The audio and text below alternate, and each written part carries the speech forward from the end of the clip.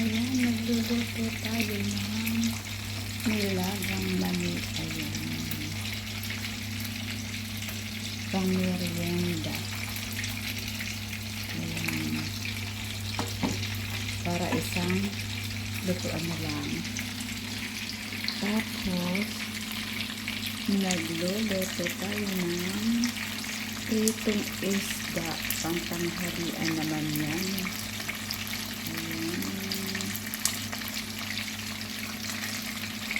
At ito pa, may nilagang kamote.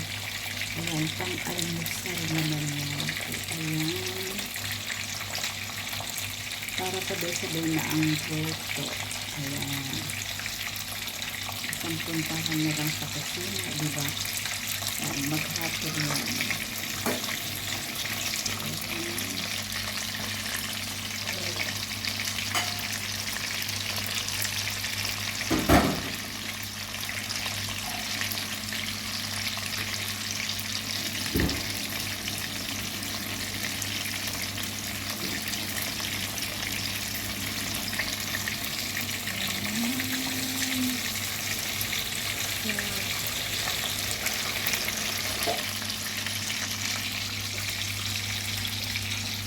Ayan pa.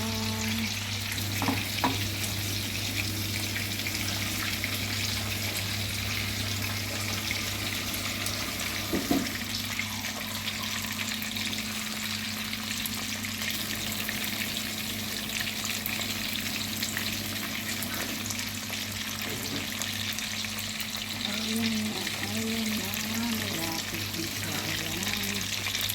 Yan ay mackerel. Yan lang ang favorite ng isda, mackerel. Ayan. Sumasarap-sip pa.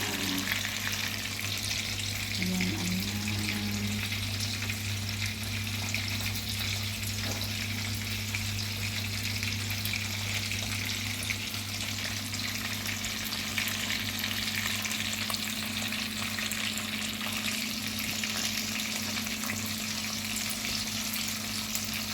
Dahil mamaya may magluluto na rin dito, so kailangan maaga ako ng luto, diba? Para mayroon silang space. Yan, diba? Hindi tayo makaka-score. So ayan. So ayan, dahil maaga akong gumising, magluluto na rin ako ng aga.